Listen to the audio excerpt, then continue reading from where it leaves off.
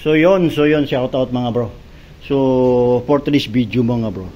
So sa wakas, ito na yung pinaka last part na naming gagawin dito sa may bed framing mga bro. Ayan. Ito yung pinaka last part na naming galawin mga bro. Or gagawin ngayong araw. Alright mga bro. So ayan. Kung makikita nyo yan mga bro. Ayan. Ito yung ayan, mayroon ng mga framing yan, mga papag mga bro kung tatawagin. Ayan. So lahat yan mga bro, yun yung pang 8 kwarto ito mga bro. So ito yung pinaka finish nya. Ayan siya, meron siyang window tsaka window di sa taas. Alright mga bro, so itong area na to mga bro, lalagyan ng binilyan, tsaka itong ilalim po na ito may PVC ceiling po yan mga bro ang ilalagay dyan. So hindi pa po yan totally, yan na ang yung hitsura nyan mga bro. So meron yang ilalagay dyan. So maganda tong kwarto na to mga bro. Alright mga bro, so yan, kung mapapansin nyo yan mga bro, kasi lalagyan pa to ng mga polytop mga bro. Itong mga singit-singit ito, yan, yung mga yan, tataparan po ng mga polytop yan mga bro. Alright, so hindi pa totally yan yung pinaka-final na finish niya.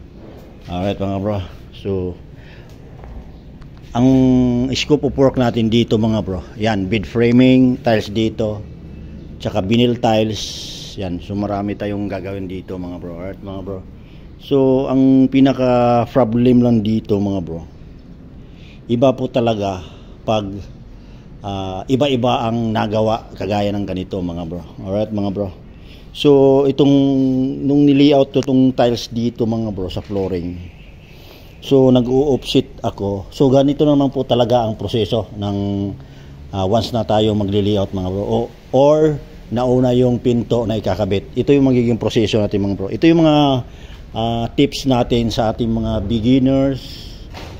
Alright mga bro, or sa mga owner ng bahay, sa mga client natin, para magkaroon din sila ng idea yung mga ganito mga bro. Alright, so bibigay tayo ng idea regarding sa ganitong trabaho mga bro. So once na meron tayong yung bahay na nakalagay na yung pinto at wala pang tiles, so maglalagay tayo ng offset. Ayan mga bro, offset ito.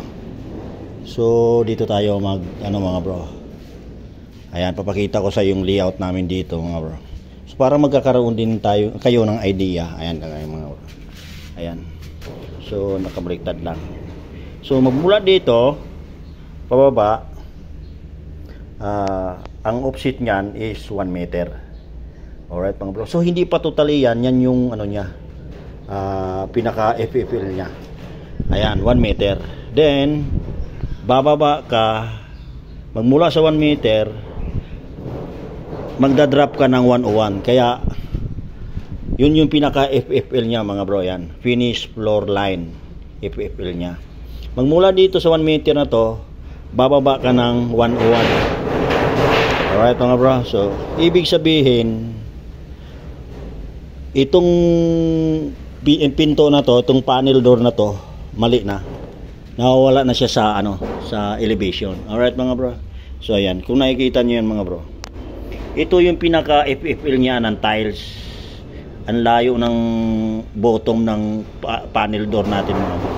So magmula dito hanggang FFL dito mga bro, yung luwang nya is 4 cm. So ibig sabihin nawala sa ayos itong na to. Kinabit lang nila to basta-basta. Alright mga bro, so yan, kasi yung tiles natin, pag kinabit natin yung tiles, hindi naman po pwede yung tiles na pag kinabit natin na wala sa level. Alright, wala sa eskwala, hindi po pwede yun. Kaya ang mangyayari niyan, malaking trabaho yung pinto na yan. Halos lahat itong pinto na itong 8 panel door na to ay babaklasin. Ayan, hindi ko lang alam kung anong magiging status nito sa client, kasi hindi nila kinuha ang elevation nitong tiles dito, tsaka yung elevation din itong panel door na to mga bro.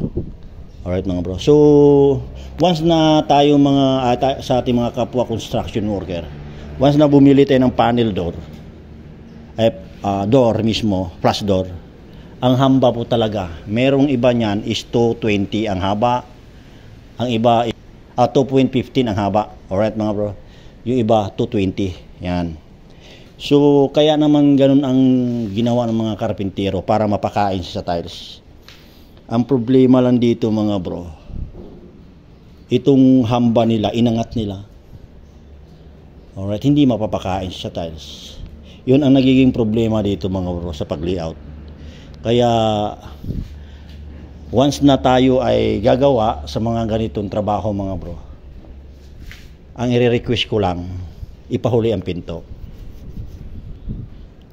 Yung hamba or either naka-layout na sa elevation ang pinto bago ikabit. Alright, so pwede naman siya ikabit muna, kaso nga lang siguraduhin lang natin yung elevation is maayos. Alright mga bro, yan yung tips natin sa ating mga kapwa construction worker, mga beginners natin mga bro. So yan po yung naging problema dito mga bro. So sa bagay, hindi naman ako nagkabit nitong pinto na to. So tiles lang po ang akin dito, tsaka vinyl tiles, tsaka ano pa ba yung bead framing. Yan lang po yung scope of work ko niyan dito mga bro. Alright mga bro, yan. So para sa akin medyo malaking problema sa kanila to mga bro.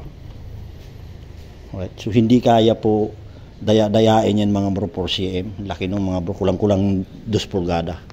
Alright mga bro, so bahala na po si client dyan kasi ibang contractor po yung gumagawa niyan. Alright, so ito yung for today's video natin mga bro. Ito yung gagawin natin, pinaka last part natin gagawin. Alright mga bro, so yan. So shout out po sa lahat na nakapanood ng ating video ngayong araw na to mga bro. At sa ating, yan po yung pinaka-latest update ng ating project mga bro. Project progress. Alright mga bro, so let's go. Ingat po kayo palagi mga bro. At good morning sa lahat-lahat. Thank you so much.